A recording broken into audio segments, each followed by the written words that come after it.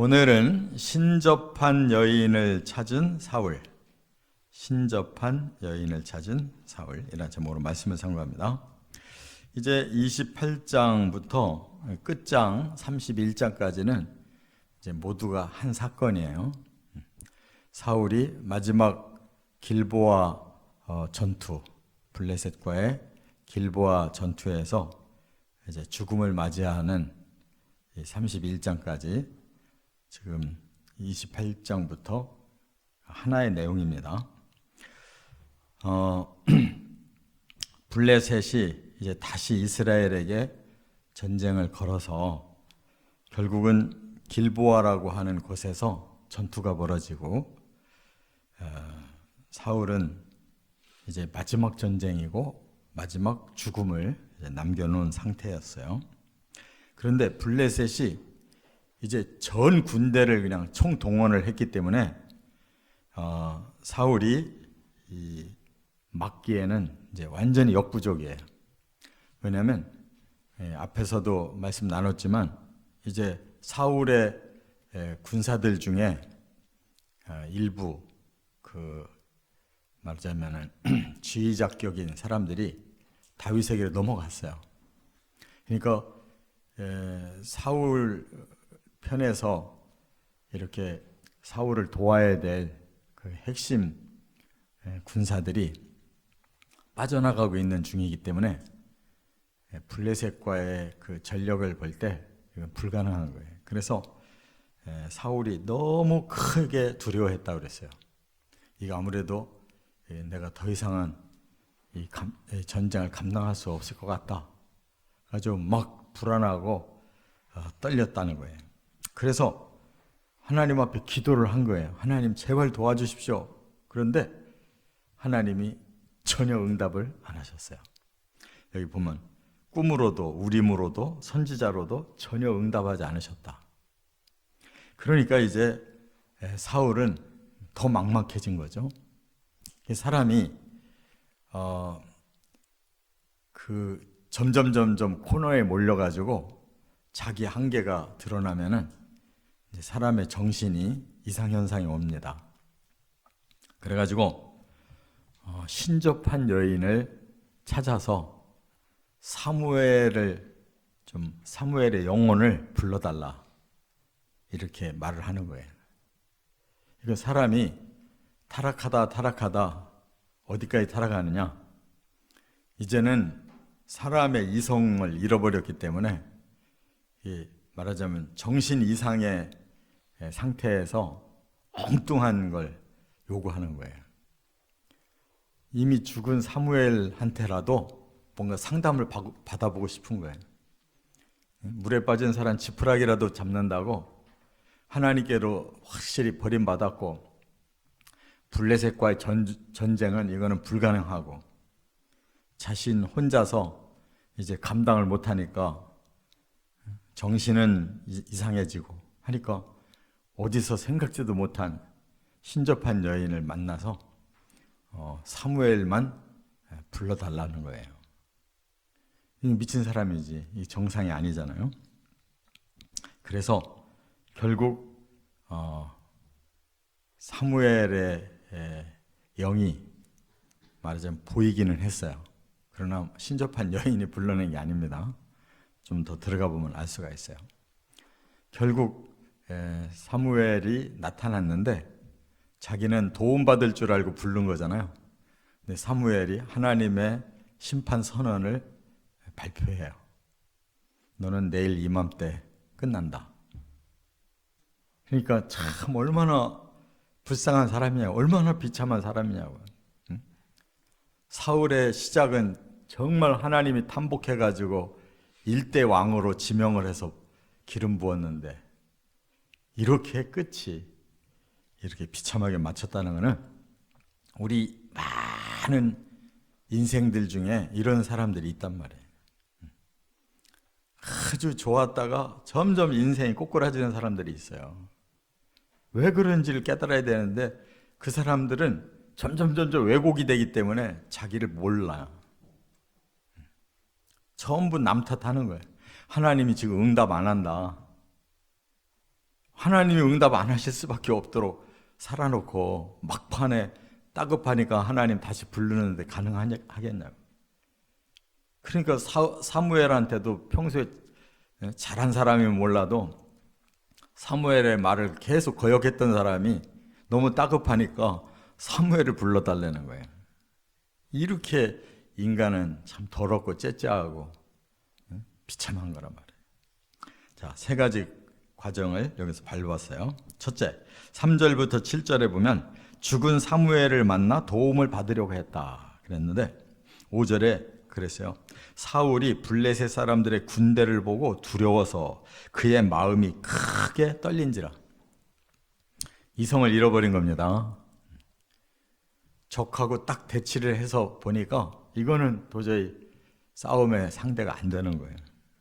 그래서 완전히 사기가 떨어지니까 이처럼 신접한 여인을 찾아가서 사무엘의 영혼을 불러달라 그랬는데, 이 신접한 여인이라는 말은 잡신 섬기는 무당을 말해요. 잡신을 섬기는 무당. 그런데 이 잡신도 어느 정도 영험이 있어요. 왜냐하면 귀신이 역사를 하기 때문에 그 무당들이 뭐 죽은 당신들 집이 왜 이렇게 좀 어려움이 생겼냐, 죽은 귀신이 와서 방해하고 있기 때문이다. 그러니까 무당한테 빌고 이렇게 해서 그 귀신을 잘 달래서 가게 해야 된다.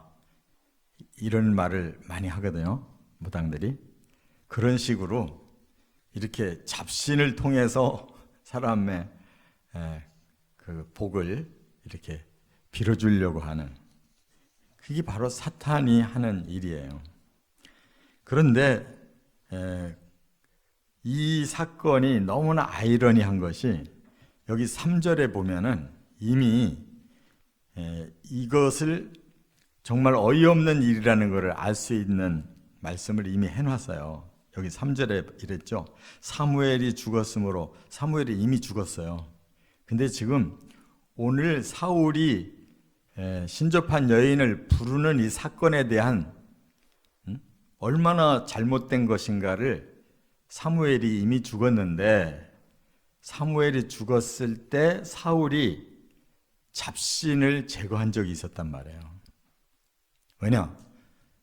사무엘이 죽으니까 너무나 기대고 또 정신적인 위안이 됐던 사무엘의 죽음을 놓고 그냥 멘붕이 온 거예요, 사울이. 그래서 생각해 보니까 사무엘만한 선지자가 없었는데 내가 그동안 너무 사무엘에게 잘못했구나, 반성하는 마음으로 이 잡신들 섬기는 무당들을 다 내친 사건이 있었거든요. 그랬던 사람이 이제 자기가 블레셋의 군대에 너무 깜짝 놀라니까 사무엘도 없고, 그러다 보니까 다시 잡신을 찾아서 자기 도움을 받고 싶어서 이렇게 했단 말이에요. 그러니까 사람이 왔다 갔다 하는 거지. 그렇기 때문에 사무엘이 원하는 그런 잡신을 통한 사무엘은 불가능한 거예요. 예수님이 그런 말씀을 하셨잖아요. 그 나사로와 그 부자 얘기, 누가복음 16장에 보면 그 부자가 지옥에 떨어져 가지고 이런 줄 몰랐는데, 나는 이렇게 실패했지만 우리 집에 우리 친척들은 이걸 모릅니다. 그러니 나사로를 좀 보내서 좀 깨닫게 해주시면 좋겠다고 하니까 나사로가 다시 세상으로 못 간다는 거예요. 그들은 그들에게 이렇게 말씀을 전해줄 사람들이 있으니까 그들의 말을 듣고 그들이 여기에 지옥 오지 않게 해야 된다는 거예요. 그러니까 사람은 한번 떠나면 다시는 오지 않는다. 하나님이 이제 마지막 부활을 시키든 심판을 하시든지 하는 거지, 다시 세상으로 사람들이 살아나서 돌아오는 게 아니다라는 것을 명백하게 말씀했잖아요. 그런데 지금 사울은 그 죽은 사무엘의 영혼을 불러올려서 상담받겠다는 거예요. 그러니까 그의 마음은 이해를 하겠지만 그건 불가능한 일을 지금 사울은 매달리고 있다 하는 걸 우리 깨달아야 돼요. 그러니까 사람이 다급하면 여기까지 들어가는 거예요. 이처럼 사람이 너무나 어리석어요. 그래서 뭐 세상에 공부도 많이 하고 뭐 명예도 높고 권력도 있고 뭐 했던 사람들도 하루아침에 영혼이 무너지면 이런 짓 한다니까요. 별 수 없어요. 두 번째, 그러면 그 다음 진행이 어떻게 된 거냐? 8절부터 14절에 하나님이 사무엘의 환영을 만나게 하셨다는 거예요.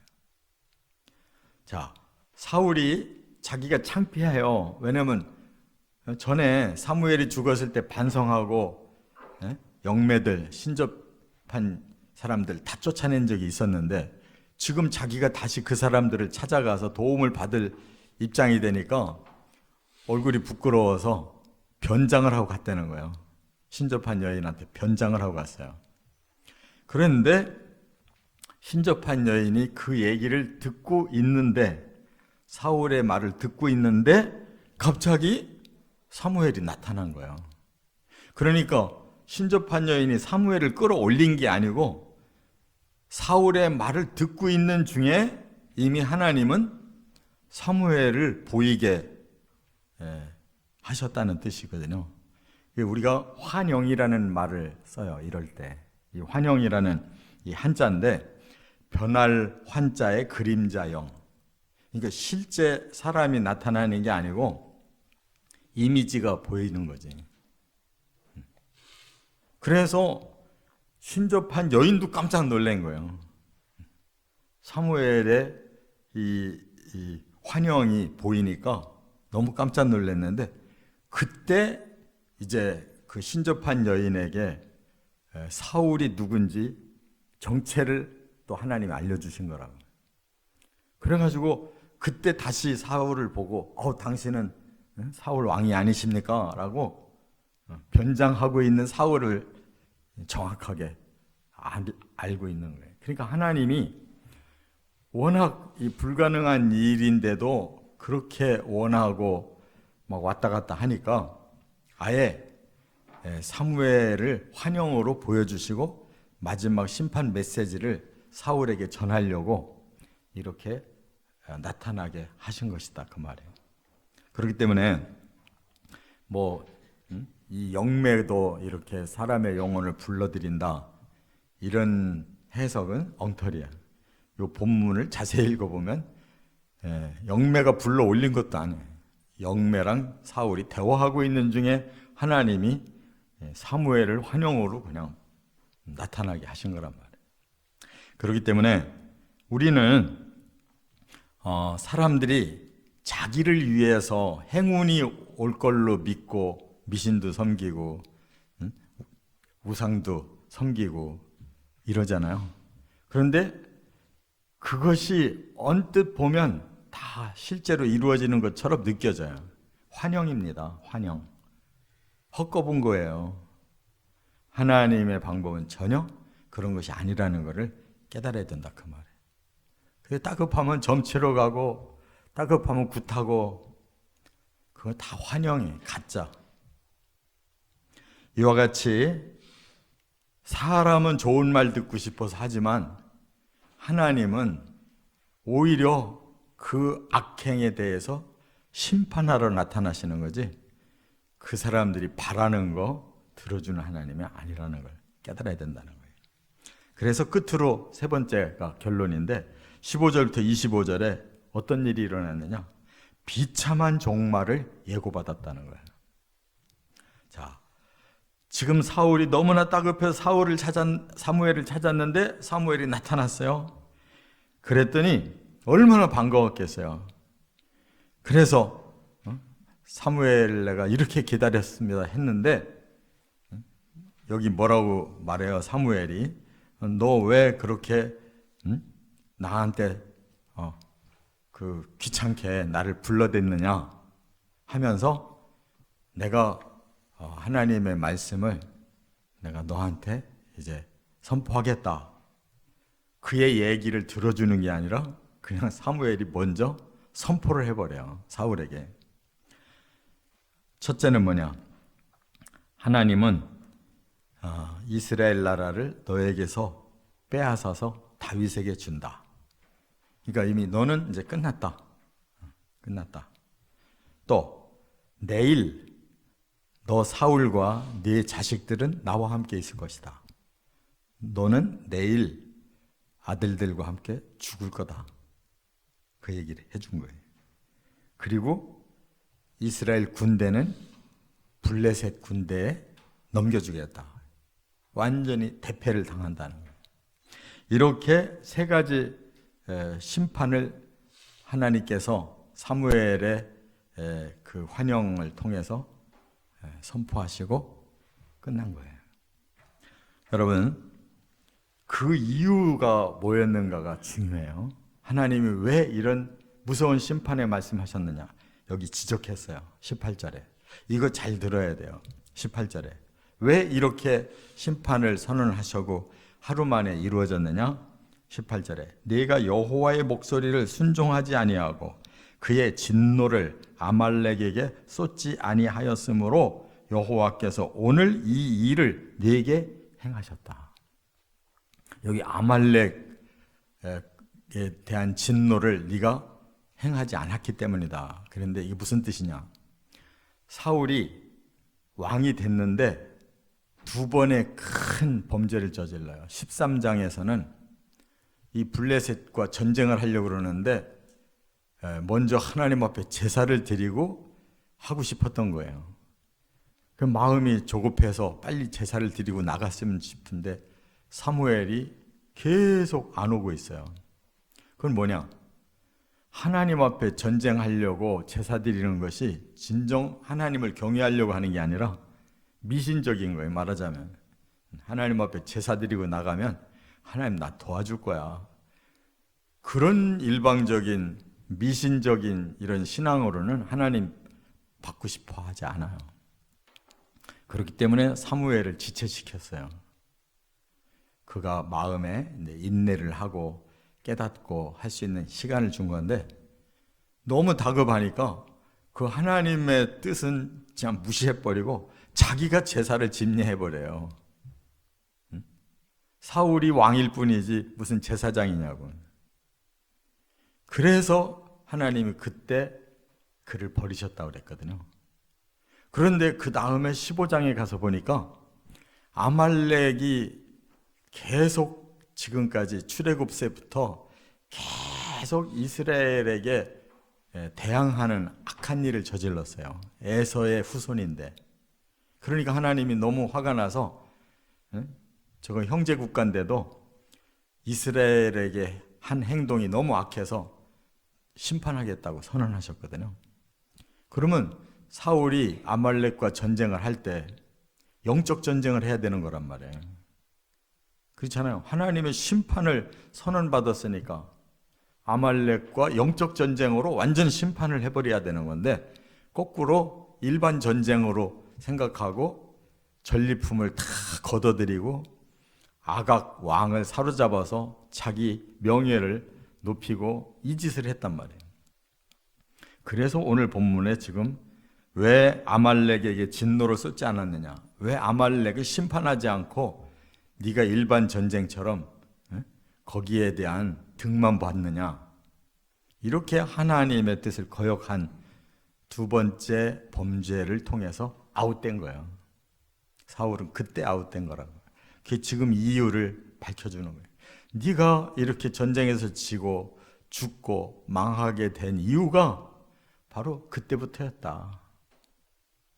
그러니까 뭐 뒤늦게 이제 죽음이 선포됐는데 그거 뭐 알면 뭐해요. 사람은 지옥으로 갈 것이 딱 결정되는데 그때서 후회하고 그때서 펄펄 뛰고 야단일 거야. 그런 사람 무지무지 많을 거야. 심판이 딱 떨어졌는데 아이고 잘못했습니다. 다시는 내가 이런 일 안 할 테니까 용서해 주세요. 막 아우성 치면서 지옥으로 떨어질 거라고. 그게 바로 사울 같은 사람이에요. 그 악 때문에 자식들까지도 함께 죽이게 된 거예요. 그 업보가 이어진 거랍니다. 악행하는 자의 자손 3대까지 멸망시킨다는 거예요. 그 사람들이 뭔 죄가 있냐고. 조상을 잘못 만난 거지. 그렇게 악영향도 무서운 거라는 거예요. 그러니까 저나 여러분이나 하나님은 정확하게 지금 말씀하잖아요. 13장 사건, 15장 사건 때문에 내가 너를 버린 거다. 그러니까 우리가 정말 회개를 하려면 제대로 해야 되는 거예요. 13장의 범죄를 깨닫고 회개하고 15장의 범죄를 깨닫고 회개하고 다시는 그런 짓을 하지 않아야 그게 회개가 된 거지. 이런 식으로 엉망으로 사울이 진짜 회개가 없이 이렇게 그때마다 임기응변으로 인생을 살고 나니까 막판에 지옥으로 코너에 몰렸잖아요. 그러니까 무조건 성경이 왜 무섭게 이렇게 얘기를 하느냐. 아니야. 하나님이 너무 사랑을 오래 참아주신 거지. 그 인생 80을 살도록 하나님 참아주셨으면 얼마나 오랫동안 사랑하신 거냐고. 우리가 반성해야 돼. 하나님 무섭다 그러는데 무서운 게 아니야. 우리가 무서워. 사람이 무서워. 악한 사람이 얼마나 무서운 건지 몰라요. 잘 깨닫고 다시는 우리에게 이런 일 없도록 오직 하나님의 말씀을 알고 순종해 가시기를 주의 이름으로 축원합니다.